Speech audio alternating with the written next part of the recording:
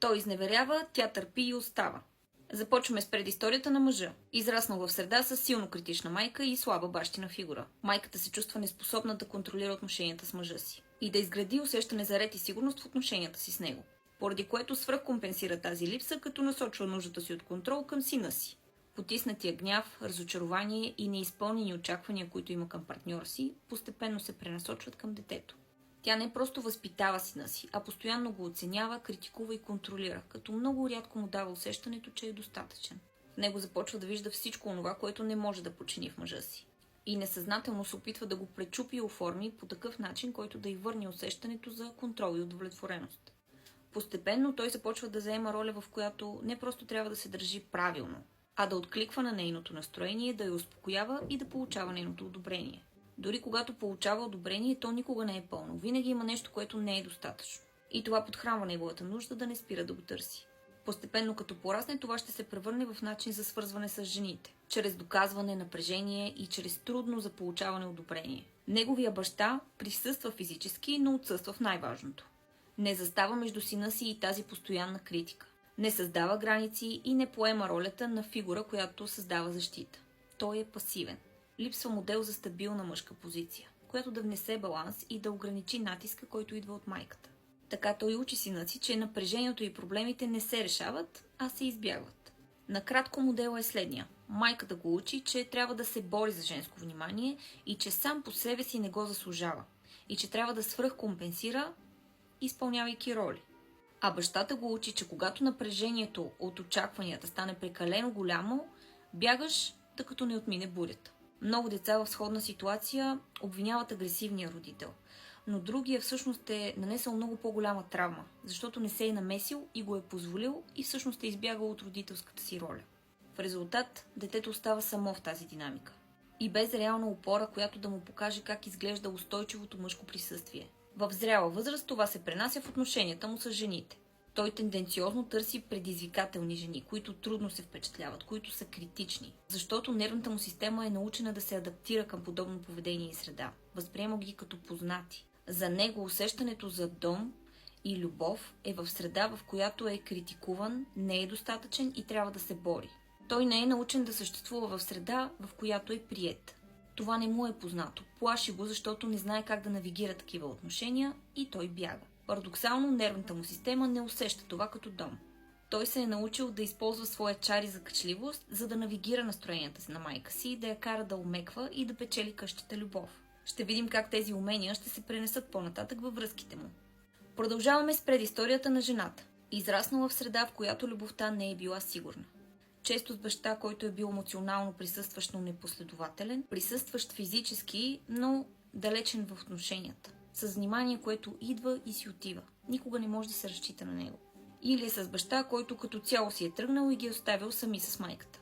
Майката от своя страна е такава, която търпи, адаптира се, задържа, без да поставя ясни граници. Превръща стабилността в нещо, което трябва да се поддържа на всяка цена. Или пък е майка, която е принудена да оцелява сама с дъщеря си. В такава среда момичето израства с усещането, че близостта е нещо, което трябва да се пази и задържа. Постепенно започва да свързва любовта с усилие, с търпение, с готовност да остане дори когато не получава достатъчно. Тя се научава също да чете настроения, да се съобразява, да потушава конфликти, да избягва ситуации, които биха довели до отдръпване. Вътрешно се оформя склонност да поставя другия на първо място, да отлага своите нужди и в името на това да запази връзката. С времето в нея се затвърждава модел, в който при нея сигурността идва от това не, че другия остава стабилно, а от това, че тя успява да го задържи. Загубата започва да се преживява като нещо, което трябва да бъде предотвратено на всяка цена. Дори това да означава да приеме поведение, което я наранява. Когато порасне, този модел по естествен начин я насочва към партньор, който носи усещането за емоционална дистанция и отдалеченост, познати от детството. В тази динамика тя разпознава нещо познато и остава, не защото е достатъчно, а защото е свикнала да търпи и да задържа. Парадоксално, с това нейната нервна система асоциира усещането за дом. Така постепенно тя се оказва във връзка, в която напрежението, липсата на ясно присъствие и несигурността не я карат да си тръгне, а точно обратното – да проявява разбиране, да прощава и да остава в тези отношения. Ето и как те се запознават и се напасват. За него тя не е основният избор. По-скоро се явява удобно присъствие. Връзката му с нея по-скоро започва инцидентно или между другото. Ситуация в компания или като колеги, или тя го харесва от дълго време, или негов опит да пробва нещо ново с различен тип жена. Обикновено връзките му протичат по един и същ сценарий. Среща критична, трудна за впечатляване жена. Това е терен, който той познава добре. Там той влиза в роля, използва чари и умения, които е изградил в детството си. Този тип поведение му е толкова познато, че го усеща като нещо естествено, почти като съдба. В такива отношения той се чувства в свои води, знае какво да прави, знае как да се държи и това го държи в еуфория. И тук идва парадоксът. Той успява да обезоръжи и подчини тази недостъпна жена. Но в момента, в който това се случи и тя е напълно обсебена от него, в него се появява погнуса и отвращение. Защото тя е обсебена от образа, който той е показал, а не е успяла да види истинския него. В неговите очи тя става елементарна. Някой, който се е вързал по фасадата и не е стигнал до същността. Той е стигнал последното ниво, но това не му носи удовлетворение. Нейните очаквания започват да го натоварват. Напрежението расте и в него се включва модела, който е научил от баща си. Когато стане твърде тежко, той бяга. От всяка такава връзка той си тръгва все по-разочарован, все по-празен, все по-гневен и с заключението. Всички жени са еднакви. Хората около него започват да създават семейства, да намират посока, а той все още се лута. И тогава той влиза в нова връзка, най-безопасният избор. Тя го разбира и приема, без той да се е доказвал към нея. Той не е играел роля. Дори може още в началото на връзката той да й покаже тъмната си страна. И с изненада установява, че това не я плаши. Тя остава.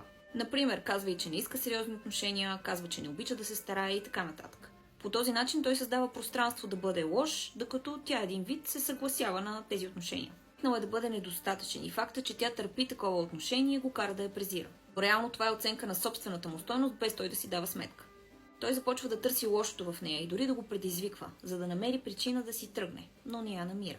Той остава в нещо, което не познава и не знае как да навигира. Такива отношения винаги са го плашили и той е бягал от тях. Тук обаче тя поема връзката на гърба си. Прави всичко лесно за него, само и само да не го загуби. Той се върти в същия цикъл. Връзката се превръща в навик без посока. Тя чрез връзката си с него се опитва да запълни празнотата, оставена от баща и в детството. Той чрез недостъпните жени, които продължава да гони, опитва да запълни своята празнота. Разликата между тях е, че той си дава време да се лута, а тя няма този лукс. Много мъже, докато търсят себе си, държат жени в състояние на чакане. Жени, които са готови да направят всичко, да се променят, да работят върху себе си, да търсят проблема в себе си. В неговите очи проблемът е в жените, в нейните очи проблемът е в нея. Двамата не могат да си представят, че могат да съществуват в здравословна и стабилна връзка.